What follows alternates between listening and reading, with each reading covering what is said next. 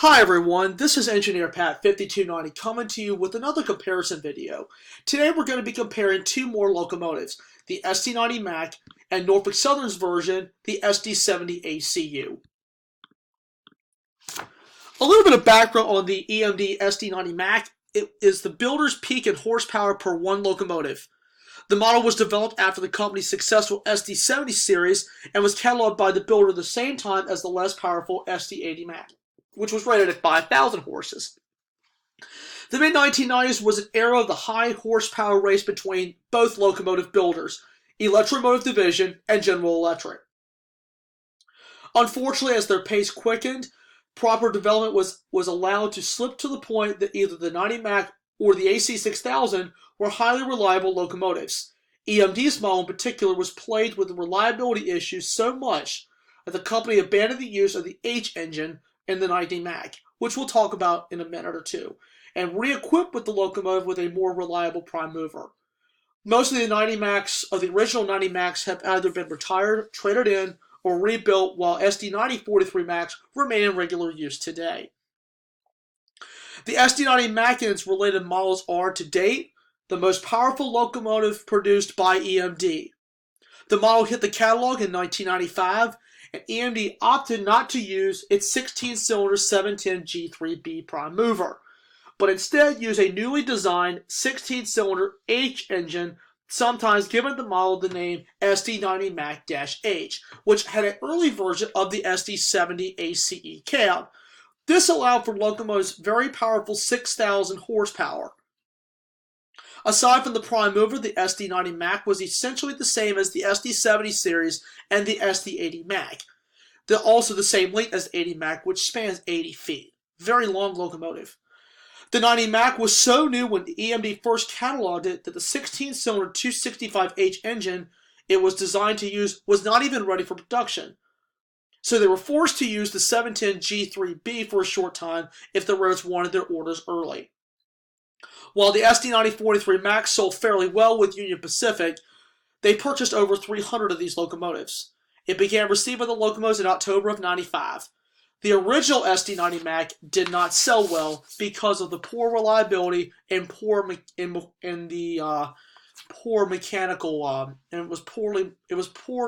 performance. The original was also purchased by UP and CP, Canadian Pacific, with the total production just ended at 40 units, while over 400 units of the series have been produced, almost all of which were SD90 43MACs.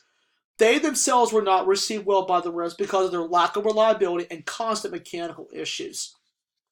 The only bright side of this locomotive was that it featured EMD's highly successful HTCR-2 high-adhesion 6-axle radial truck, which could steer itself onto oncoming curves instead of just following the rail, which greatly reduced wear on both the rail and the truck and axle components.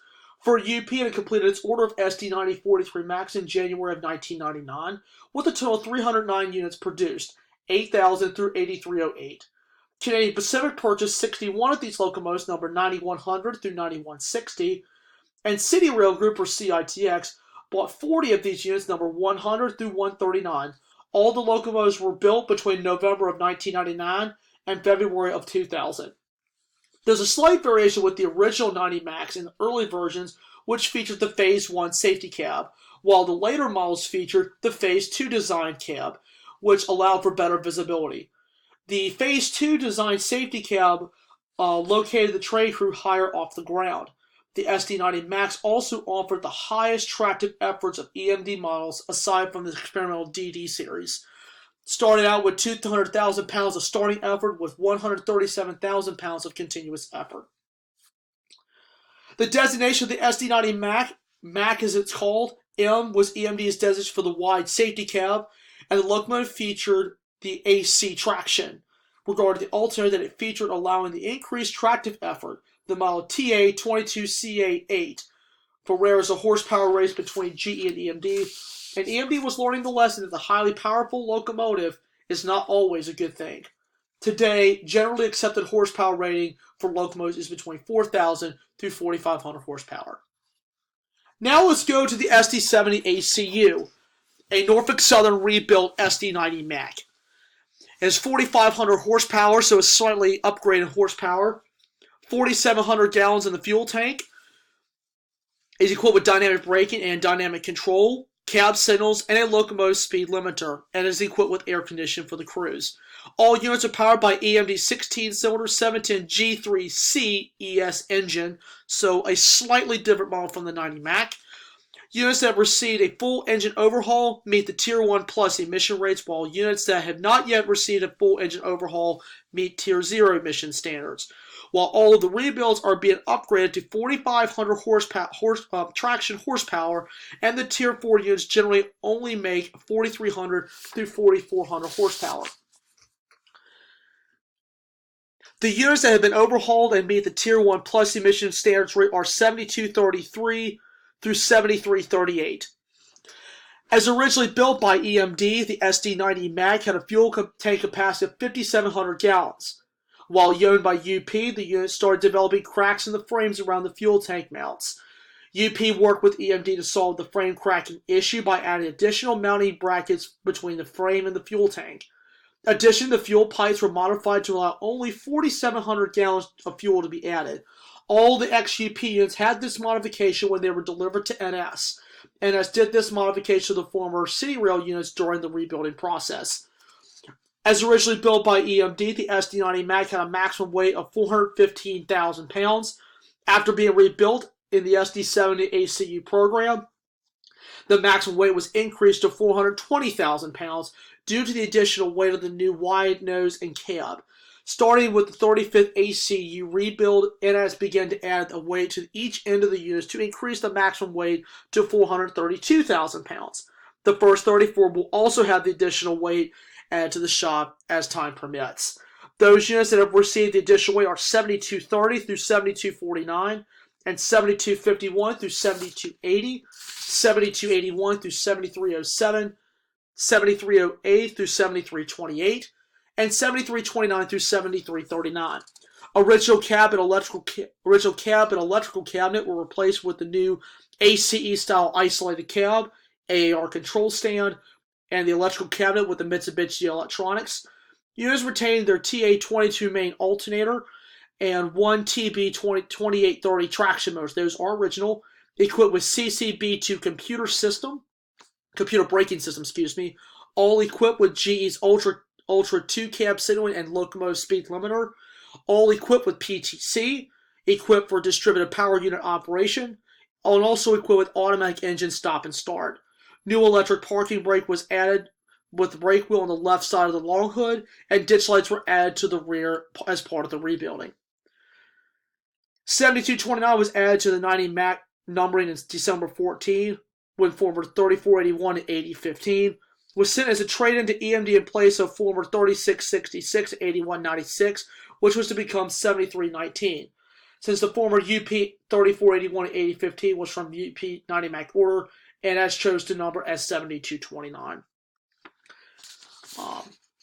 7320 was supposed to be moving forward 8274, but UP retained that locomotive and sent 8247 to EMD in its place.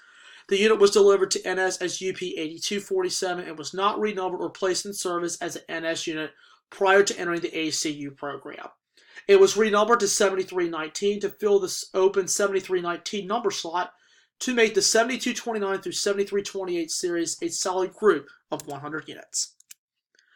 And ladies and gentlemen, that is comparing the 90 MAC and the ACU, and you can tell that Norfolk Southern rebuilt this locomotive from scratch. They realized that the 90 MAC was not as good of a reliable locomotive. They decided to completely strip the locomotive down and rebuild it, all at Altoona shops. Well, a majority of it was. 99% of it, I think, was Altoona built, and only 1% of them were rebuilt by EMD. This was mostly a Norfolk Southern rebuild, and they did an amazing job on these locomotives. Let me tell you, the crews absolutely love them because it's a large improvement to what they were before. And let me tell you one thing.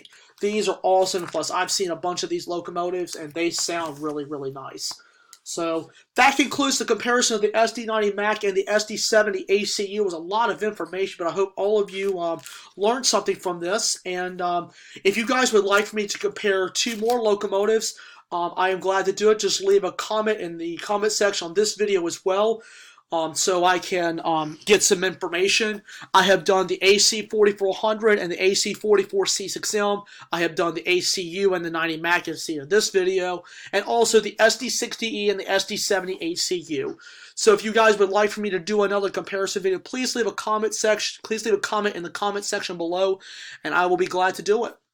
So anyway, thank you guys for watching this video. I'm Engineer Pat 5290, and I hope all of this helps out, and I'll see you next time.